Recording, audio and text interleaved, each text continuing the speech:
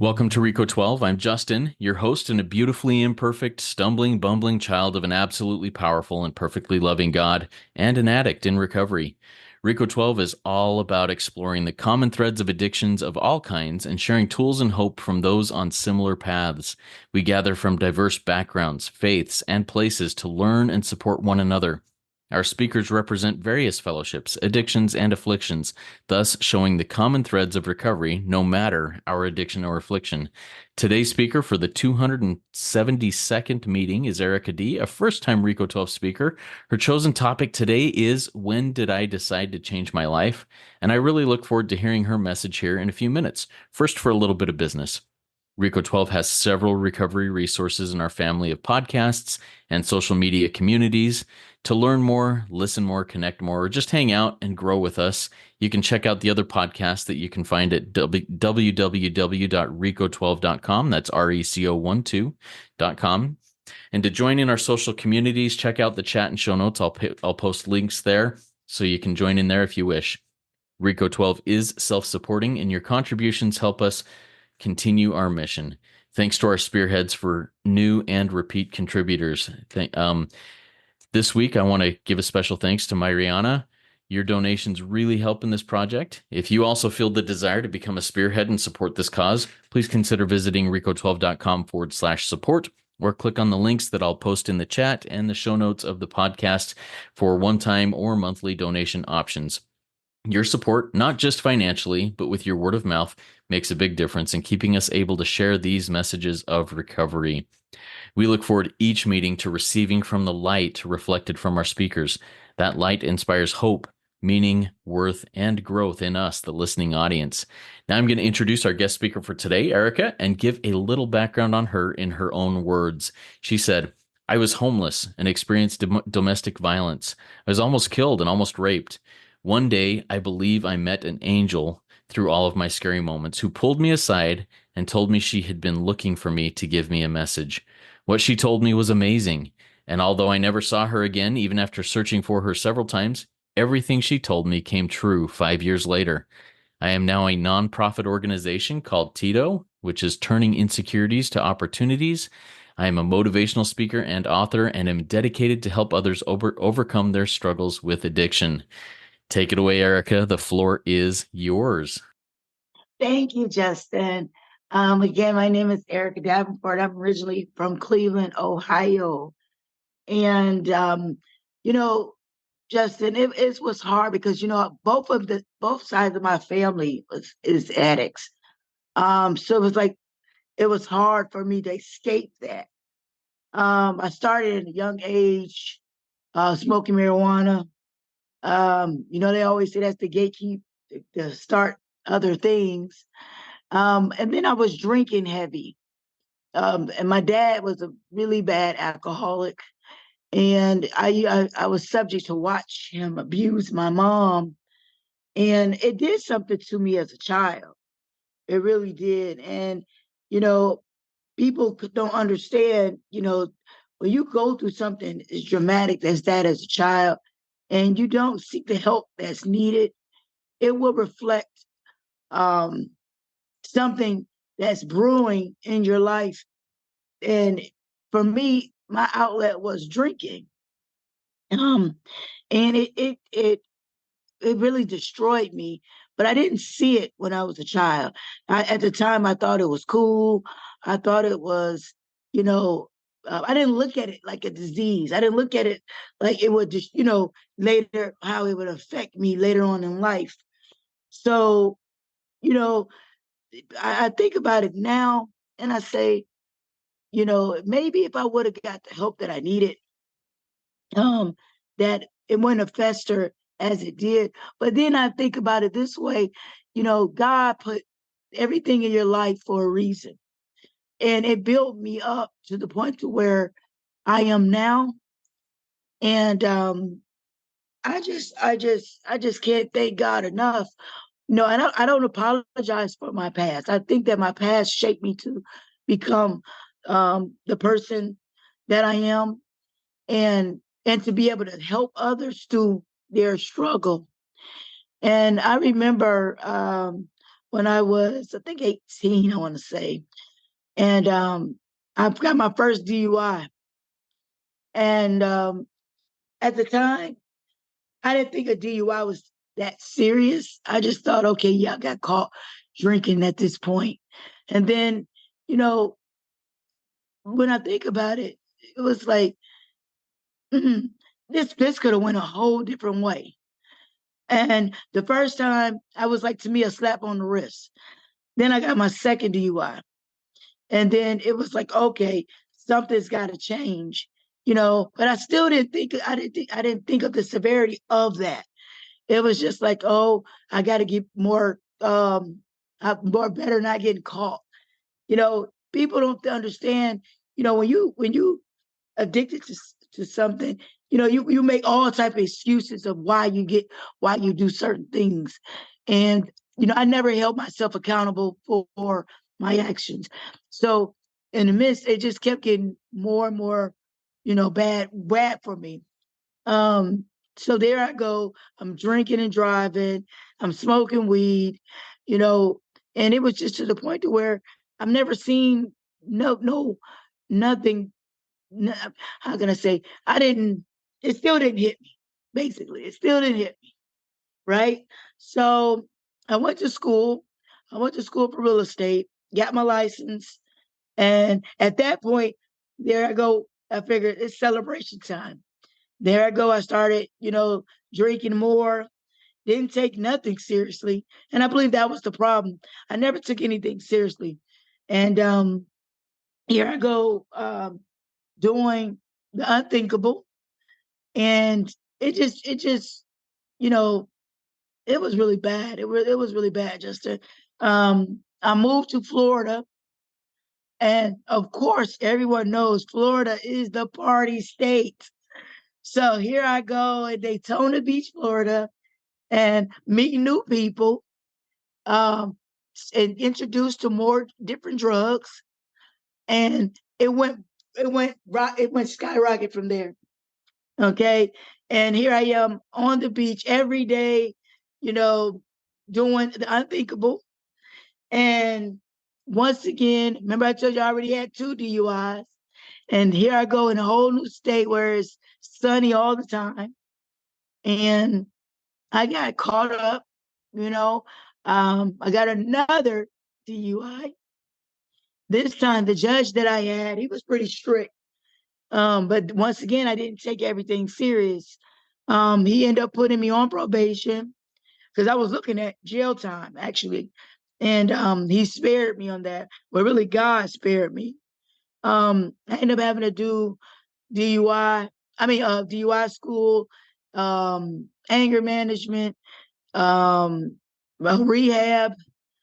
And once again, I didn't take it seriously as I should.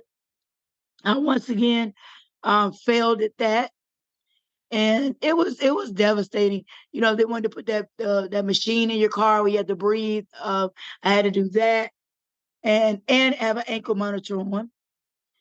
So it was bad. Then I met this guy that we started getting high together, and it just went downhill from there.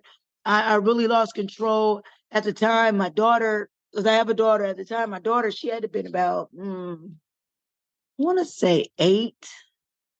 And, it was to the point where she started to notice that, mommy's different. Something's not right. Mommy's different. And I was just trying to hold it together, trying to disguise my problem. And, you know, it was just I just couldn't control it. And, the guy I was dating, we were fighting, we were, everything was bad. We was abusive to one another.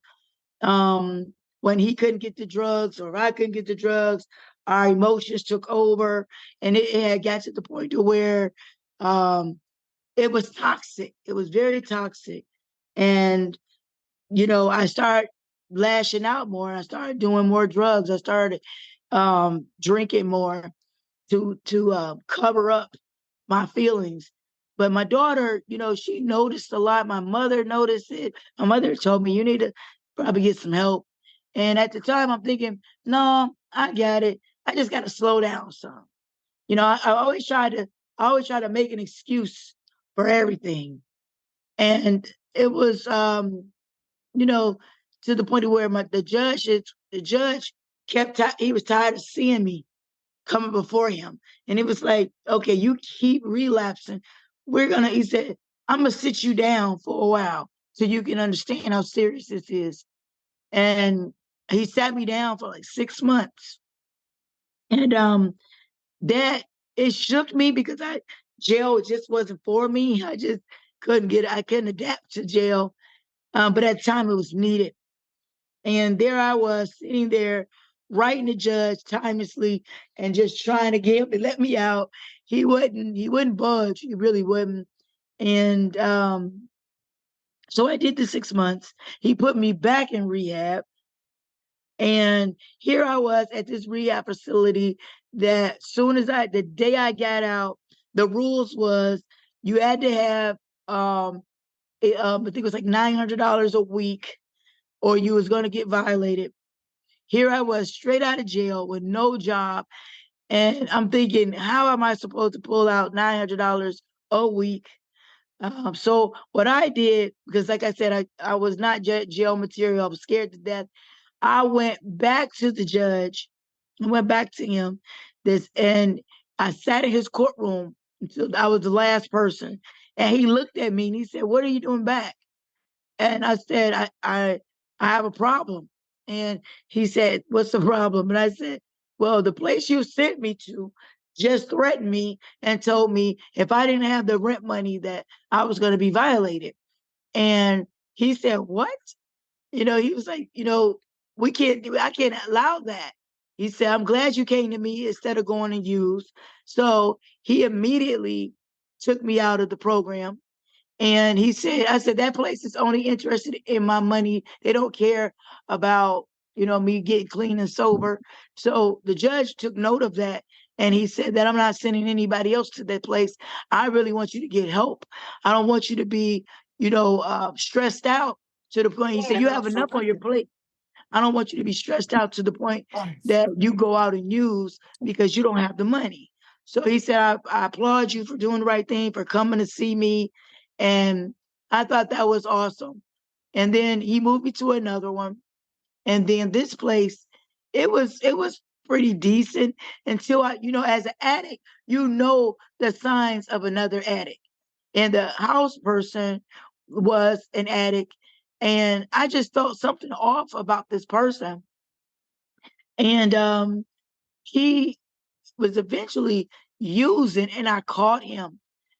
And I went to the owner of the place and I told him, I said, I know we all are struggling, but I said, the person that you've got running the house, you know, I think you might want to reevaluate and give him a drug test because, something's not right. Every day before I go to work, this person was having this certain car coming every day to visit.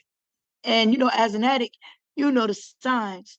So I noticed it and I was right. And I believe that, you know, when you have people like that running your establishment, they're supposed to be clean and sober, and here they are using, that's a problem because then you send a bad message to the people who are really trying. And like I told the owner, you know, he needs to do, I know that you try to pick the right person to run your household and thinking the person is clean and sober. But, when they try to judge us, and that person was judging everybody in the house, and I totally thought it was unfair. And the owner, he went back, he drug tested the person. They end up, with dirty urine.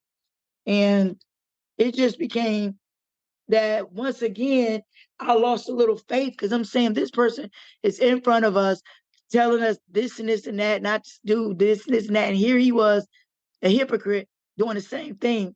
So once again, I fell victim to using again because I just feel like, you know, you can't trust these people. They doing the same thing we're doing. when is it going to stop? When I'm going to find somebody that's truly going to help me with my problem? So I end up going back out using, um, which was bad. The judge didn't know at the time. He really didn't. I did complete the program that I was required to do by the court of law, but at the time, even though I got away with it, I didn't get away with it. So what I did, I packed up and I moved to South Florida. And South Florida was basically even worse. Because you're closer to Miami, and it was more to do, more to get in trouble. It was just really bad. But at first, I was working at a law firm, had a great job. Everything at first was seemed to be going good. I had kind of backed off of drugs, but I still was semi drinking. Now then, I was going to church, trying to get my life together, raising my daughter. I was taking care of my mom. My dad had came down, and I was taking care of him. My dad had a stroke, like two strokes. So I was trying to take care of him, and it was going great. I'd say for at least 2.5 years, 2.5 years, I was on the right path, going back and forth to work, doing meetings. I had a sponsor. Um, I was trying, doing the right things. And then what happened? I got into some trouble.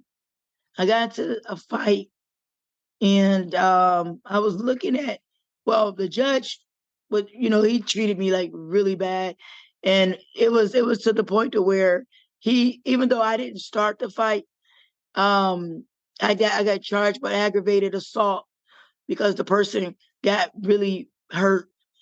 And then he looked at my record, seen all the DUIs, and he said that he assumed that I had a problem and said, well, you got all these DUIs. Like, do you have a problem? Is that why you out fighting? Da da da da. And I'm just like, no, this person actually put their hands on me, and I defended myself. And in the midst of that, that person truly got hurt. But at the time, I felt bad. You know, there I was on the right path. One setback set me up for failure.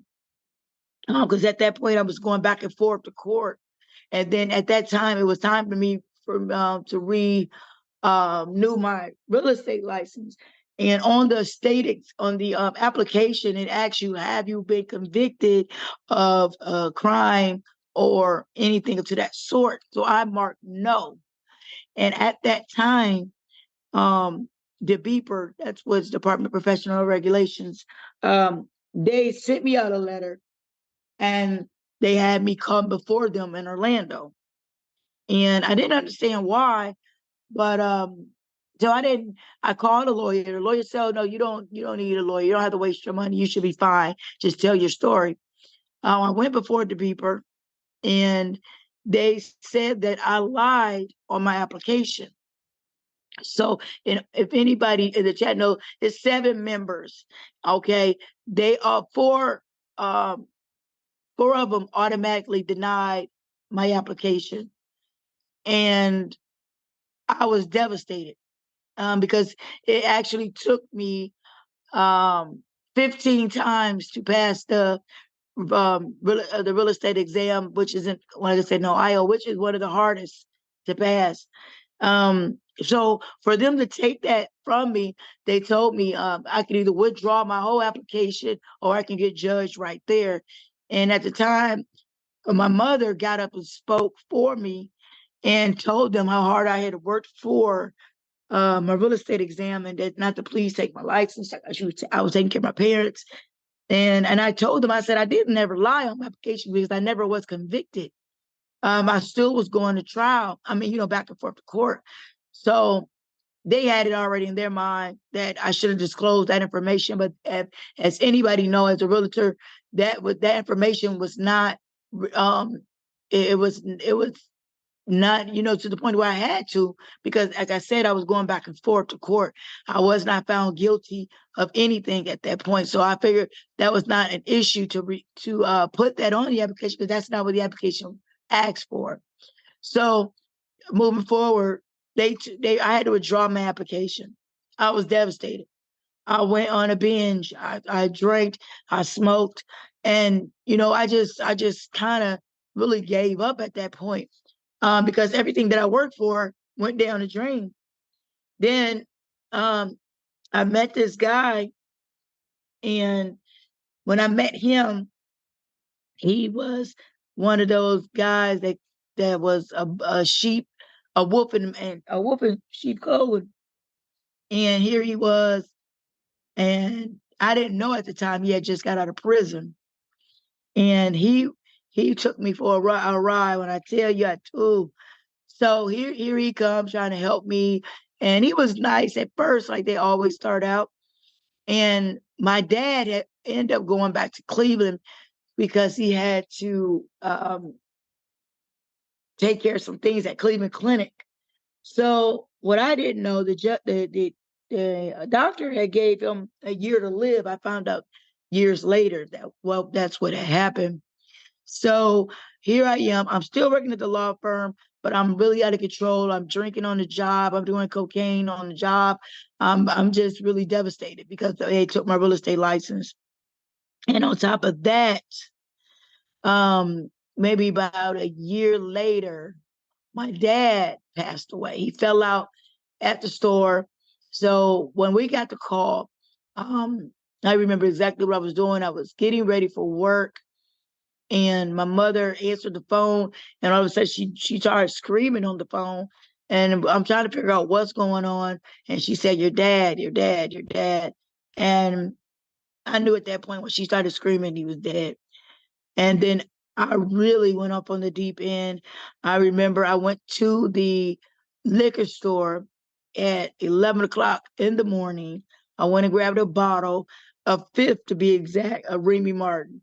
And I turned the whole bottle upside down in the liquor store, drinking half the bottle. The guy that I was with at the time, he was with me. He was scared because he was like, what happened? Da da da da. And I was explaining to him, I said, this is just too much. I just lost my real estate license. My dad just passed away. And it was overwhelming for me. And I just lost it. And I went really on the deep end. Um, I went to Cleveland because we had to bury my dad. And my grandmother, which is my dad's mom, we really never seen eye to eye. She really treated me differently from all the other siblings and my cousins and everything. And, I had to forgive her. I still really don't deal with her. Um, and you would think, at her age that she would not be as messy as she was. And what hurted me the most, she did the most disrespectful thing to anybody at their father's or parents' funeral.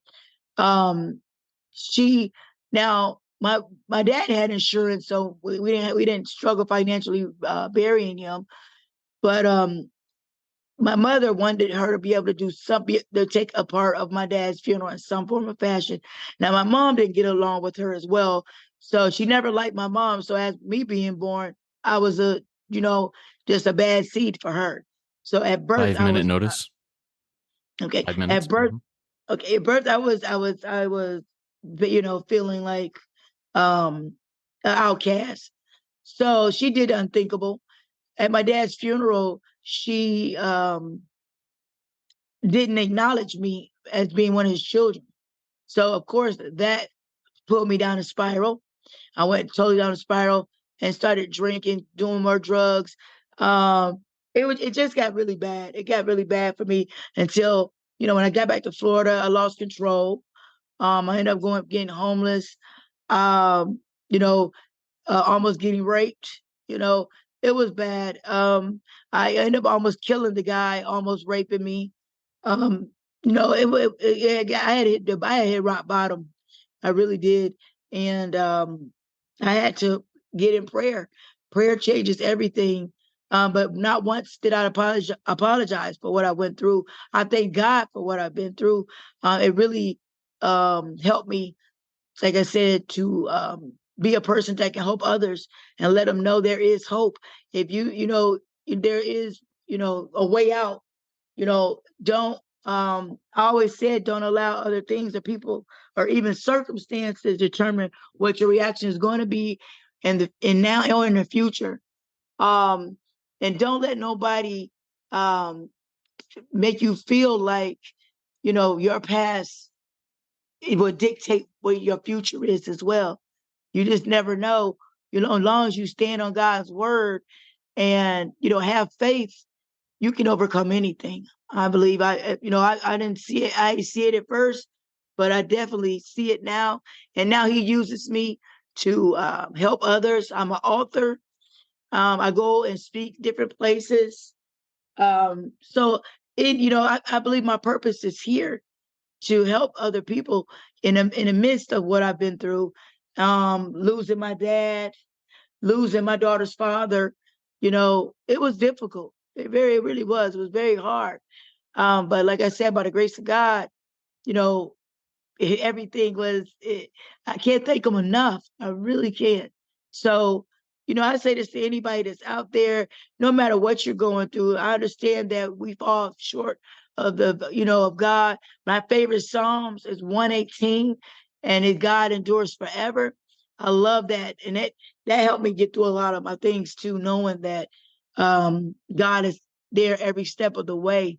But you know my just going through what I went through, being homeless. I've never been homeless a day in my life.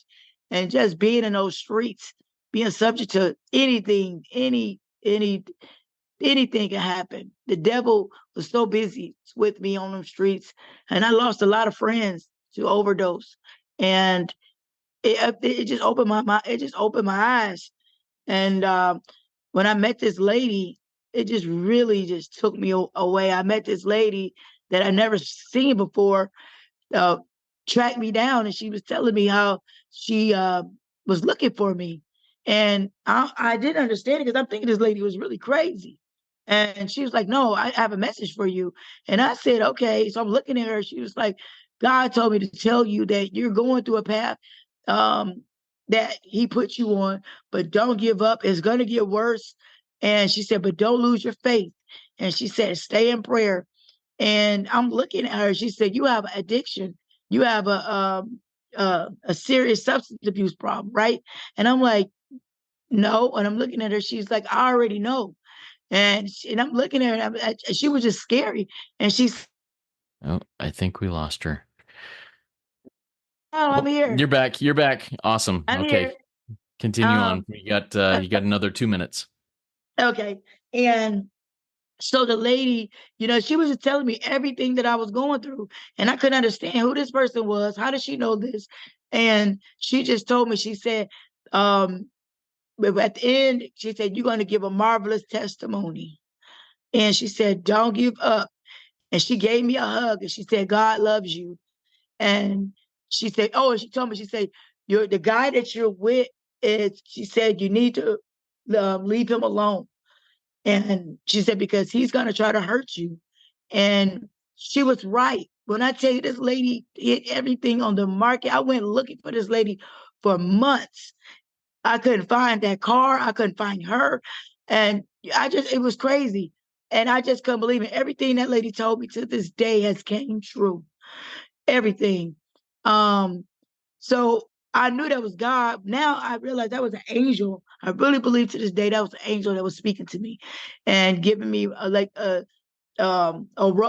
just something to guide me through what I was going through. Because everything she told me, it hit right on the money. And as I said, if it wasn't for God and me holding my faith and believing that He can pull me through, and I never not once questioned it. I never not once said, "Why me?" I always said, "Why not me?" God give His strongest soldiers the hardest task. And to me, I was one of His strongest soldiers.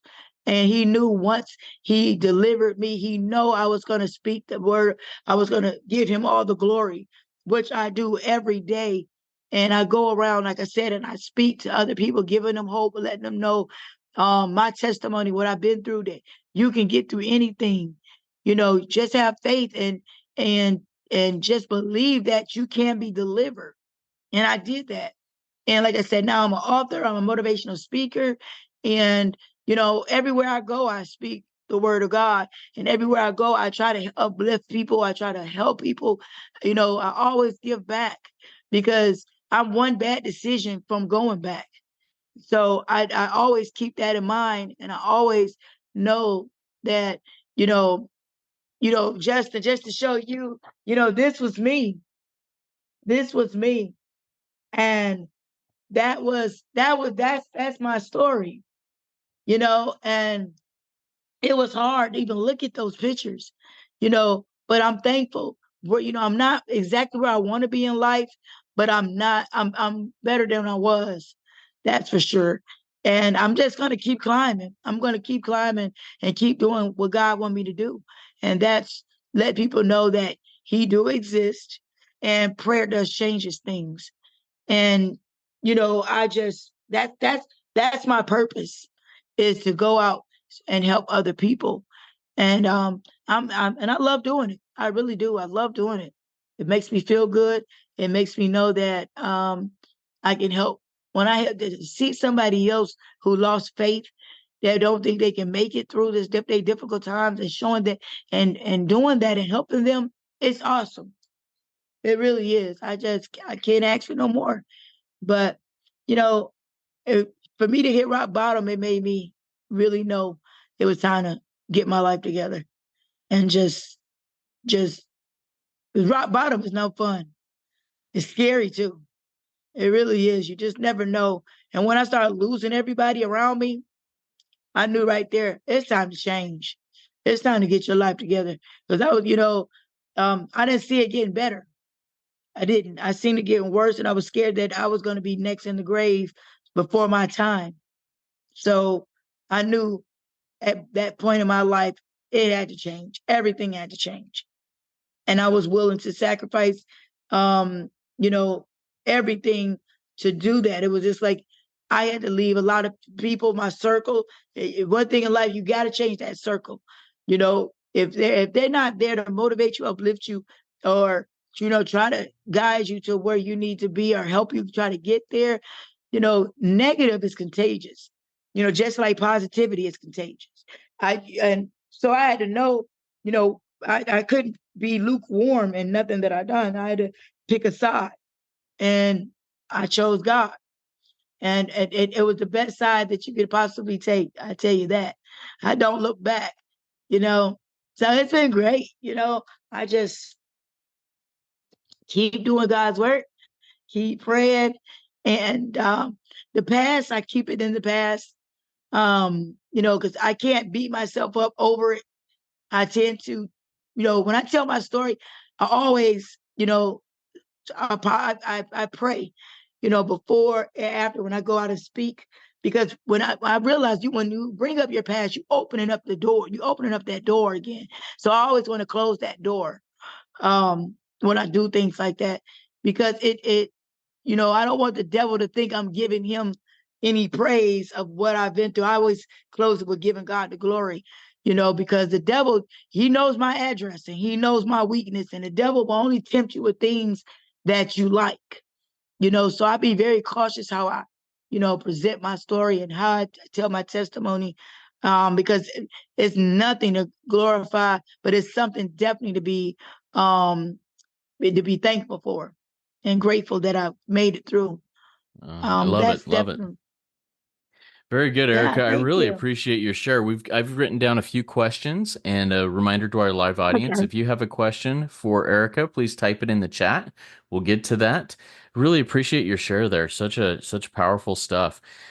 First question I have for you, Thank you. Erica. Yeah, first question I have for you, Okay. Erica, is, you talk about you shared about a few times where the bottom kind of fell out in your life, and you turned to using, you turned to drinking, you turned to those things.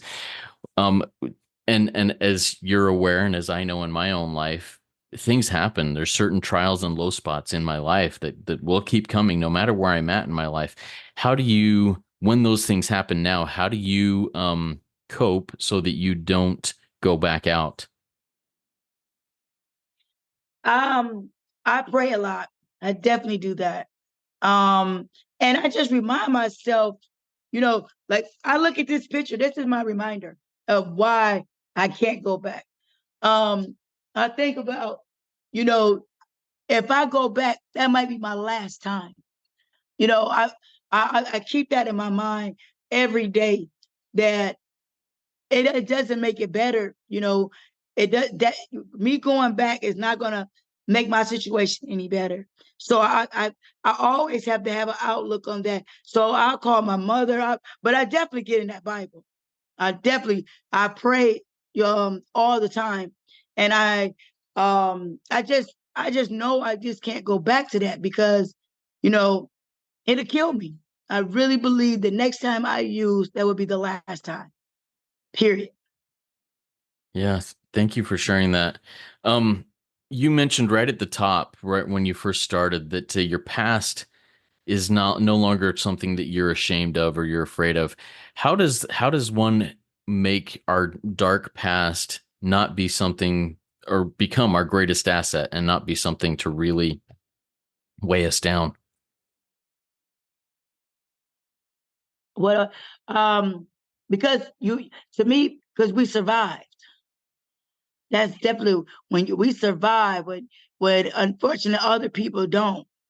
So when you look at your past, you can't, like I said, you can't let your past dictate where you're going because if I would have let my past make me think that I was not gonna see who I am today, then it would have been, the past would have won, but the thoughts, but by the grace of God, you know, by my past, it shaped me for today. So I know how to move now. I know how to cope with things that I didn't know how to cope with back then. So your past is really a tool for you. And later on in life, this is what parts you dissect from it, utilize it, move forward with. So I definitely, my past, I think about it and I say, okay, this is how I'm gonna move forward now. Instead of drinking or when something happens to me in my life, because back then I didn't think of those things. I just reacted off emotion. Now I channel that energy somewhere else when I go through something. Like I'm an author, I'll get on the computer and start writing. I'll get on the computer and start writing my feelings out. So that helps me. That helps me a lot. So when I think about things in my past, that I didn't do before, now I find other outlets of how to deal with certain things.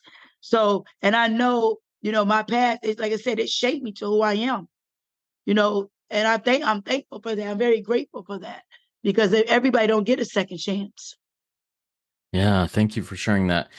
You mentioned that there was a point where I think it was like the rehab director in the place you were staying, you got using and you'd lost faith in the rehab system, in the programs that you had been in. When did you eventually find hope and faith that, recovery, that a meaningful life could be had?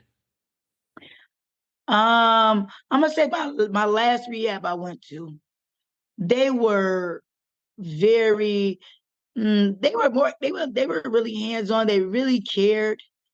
Um, and I I had to come to real I had to come to my own terms that is this what I really want, or am I gonna keep playing this game? And once I realized this is what I really wanted, because at the time my family they didn't turn their back on me, but they gave me tough love. And that hurt it because I only have one child. And I just couldn't bear the fact of losing her. Um, and I really, really took that program seriously. I took myself seriously, and it to the point to where I was I started feeling better and better. Um, the more I put my, the more I asked God to deliver me, and I surrendered my life, And I just noticed how doors was opening for me, mentally, spiritually, you know, um, and it was just like, okay, this is the feeling I'm looking for. I'm looking for it. So I just kept striving more and more to getting that feeling of comfort. I felt peace, So I went in that rehab and I just gave it my all. I really did. And I stayed, like I said, I stayed in prayer and I just noticed how different my life was becoming. And I was really getting it was like that feeling I was just attracted to. And I was like, I want more and more and more of that. Um, and I figured I said, okay, this is how recovery feels. And I wanted more. And I just wasn't stopping until I got it, until I kept getting that feeling. And I'm still doing it. Thank you for sharing that. You mentioned that your daughter, and I think you said your mom gave you some tough love there as you went into that last rehab place. What does making things right with them look like? How do you make amends and make things right with them? And what does that look like, that process look like in your life? Doing the right thing. That's all my family wanted. Me being successful, that's all they wanted me to do because they know I was able and capable of and getting getting back with them meant everything. And to me it's just not worth sacrificing or um messing that up. I finally got my daughter back. We have a great relationship. My mom, we have a great relationship. And just, talking to them on a daily basis when I didn't have that at first and my addiction, it means everything to me. So just me doing the right thing and they seeing it because they know where I came from and they know what I was out there and they know how devastated they were. And just to see them proud of me and seeing them, we do things together, and it's just a beautiful thing. And I would not never jeopardize that again. And I would not take their hearts and feelings for granted just for me being selfish, want to use and do, what I wanted to do, not caring about how they felt. So just gaining that trust back and being able to be in their lives, it's the best feeling in the world. So that, like I said, it's not worth, jeopardizing that at all. Thank you for sharing that. And I've got one more question for you before we start closing this out. You talked about changing the circle, the need to change the circle in order to make the changes in life, and how you explained that was the people that I hung out with, the people that I associated with, the situations I was in when I was using needed to change. How hard is that to step out of that circle into a new circle? How much pain and difficulty is involved in that? Honestly, Justin, it's not hard if you want to change because if you know these group of people on this side is nothing but everything heartache, pain, you're not getting anywhere. If you want something out of life, that choice should be difficult. It was very easy for me because I knew what I wanted. I knew that life I was done with. So those people I was done with. Now it was some that I was trying to bring out with me, trying to give them some help. And I just wasn't, they wasn't ready. I know that you can't make people get sober. They have to want it. So I couldn't jeopardize my peace for nobody. So it was very easy for me. I just said I was done. I even, even when I thought, like when I was in the area, I wanted it so bad. I picked up and moved it to a whole different state. That's how bad I wanted it. I didn't even want to run back into these people ever, ever. Um, Now, if I did stay, I would have still moved away because you have to protect your peace. And if like I said, people, places, and things, certain people, you can't make them go down the path that you're going. Some people don't want to go down the path. They like it. They're content at where they are.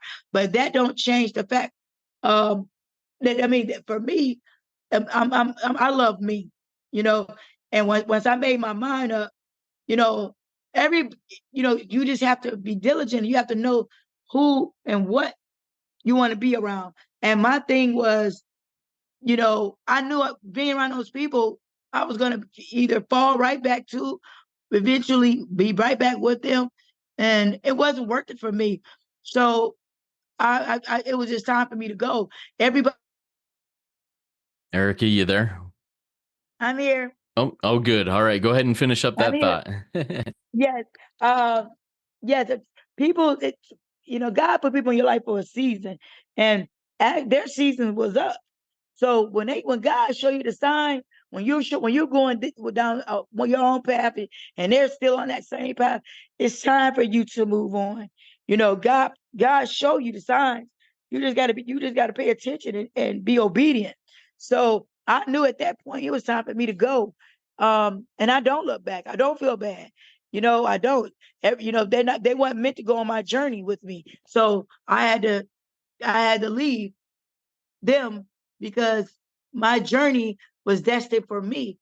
So it was just time for me to just depart from them type of people. And now the people that I associate with is very positive. They don't use drugs, they don't drink, they motivate me, they encourage me. So they're the type of people, that's the type of energy that I like to be around. And I'm not gonna see it no other way. Ah, beautiful. Thank you for sharing that. All right, before we go into closing readings, do you have any final words of wisdom to wrap this up with? Um, yes, I like to tell anybody, like I said, don't allow other things or people, even circumstances, to determine what your reaction is going to be in your future. Don't, I tell people, if you got a goal, if you got a dream, stay focused on that. Don't let nobody tell you you can't do it.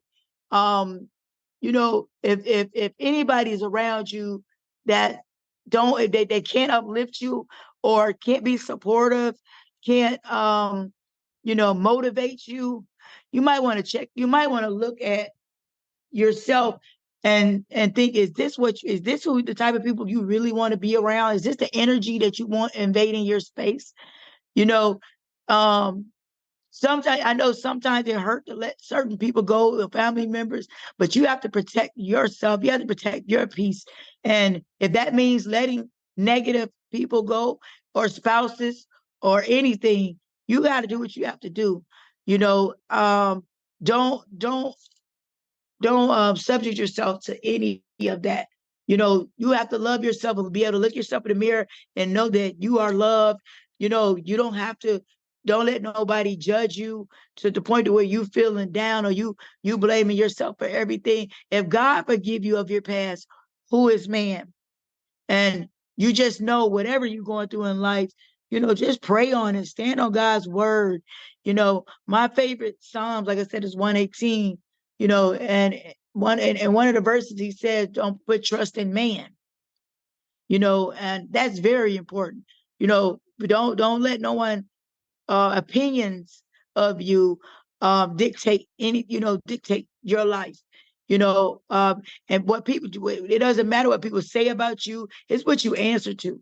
You don't have to answer to anything. Everybody's entitled to their own opinion, but you don't have to indulge or think that you know this is what it is, or this is the truth. You know, I always tell people, your present circumstances, they don't determine where you can go. They're merely determine where you start. So keep believing in yourself and just don't never give up. Period. Don't never give up. Thank you You so there? much, Oh, Erica. Really appreciate that, man. Way no to problem. way to close us out with some energy there. I appreciate it, and thank you for sharing your story, everybody. Thank you. If anybody out there has further questions, you can join our WhatsApp community. Post those questions in there. You can send an email to me at rico12pod@gmail.com, RECO12pod@gmail.com. If you'd like to get connected with Erica, send me an email. I'll be able to hook you up with her there and to have that connection. And if you haven't done so already, please consider rating and reviewing the podcast on Apple Podcasts. It is a powerful way of working step 12 and sharing this message with others who may need it. Next Friday, we're going to hear from Rax A, another first-time Rico 12 speaker. I really look forward to her talk, which will be on deepening emotional sobriety with AA and CODA. Stay tuned on the WhatsApp community and on our email list for more information on that. And if you aren't already on the email list or in that community, send me an email to rico12pod@gmail.com. I'll get you added in there to get in there. Now, let's launch off into the rest of our day with a recovery prayer or a reading from Psalm 118, a few verses if you would like to do that so that we can launch off into the rest of our day. Thanks, Erica. Okay. Oh, one more thing, Jess. I forgot to mention. If anybody that's watching, listening, I have recovery books on Amazon. You can check me out. I also have a daily bread, of daily different prayers in there. I am on Amazon. You can check me out. They some great books, great recovery books as well. And I also made a little kids recovery. Well, it's a little kids book to teach kids not to use drugs or alcohol, the dangers of it. That's also on Amazon. It's great books. You should definitely check it out. Awesome. I'll put links to that in the show notes of the podcast. Okay, thank you. Mm-hmm. Okay, so my Psalms 118, it said, "Oh, give thanks unto the Lord, for he is good, because his mercy endures forever. Let Israel now say that his mercy endures forever. Let the house of Aaron now say that his mercy endures forever. Let them now that fear the Lord, that his mercy endures forever. I call upon the Lord in distress. The Lord answered me, and he set me in a large place. The Lord is on my side. I will not fear. What can man do unto me? The Lord has taken my part with them that help me. Therefore shall I see my desire upon them that hate me. It is better to trust in the Lord than to put confidence in man. It is better to trust in the Lord than put confidence in prince. All nations compass me about, but in the name of the Lord would I destroy them. They compass me about, in the name of the Lord I would destroy them." And that right there, it meant everything to me. And even in my past, when the Lord said this, he said, the Lord has chastised me sore, but he has not given me over to death. That is so powerful, because I believe that was my past. I went through so much, but he still did not give me over to death. So that's how I knew it was, my destiny to help and build other people up, because I could have easily been dead at this point, living the lifestyle that I live, and God did not give me over to death. And I believe that's so powerful in that Psalms, so I read it every single day. It's very fun. Beautiful. Thank you so much, Erica. Everybody, remember, there is one who has all power. That one is God. May you find God now. Keep coming back. Let's trudge this road of happy destiny together. Work it. You are worth it. Yes. And I took a page out of your heart, a great place for a broken man like me to start. And every time I see that halo in the sky, I warm my bones in the sun. I placed a bookmark in my life, so I remember how to stay close to the light. The youthful sympathy in a child's eyes. I warm my bones in the sun. I warm my bones in the sun. Fires blaze and rivers maze, and I come winding back to you. And people laugh and curtains cry, a beauty born out of the blue. I'd give anything to you.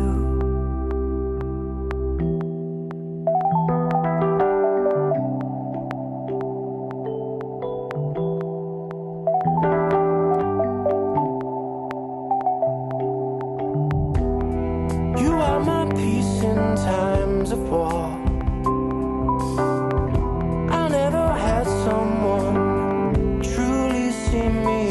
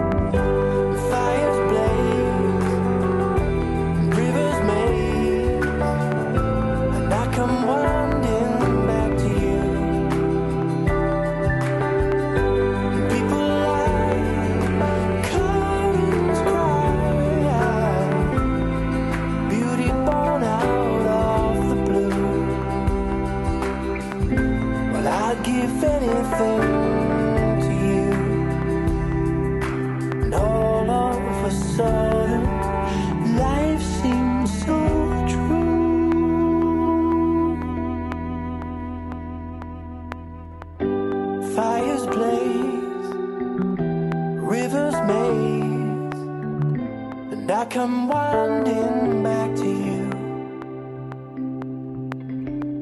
And people lie, curtains cry, a beauty born out of the blue. And I'd give anything to you, and I'd give anything to you.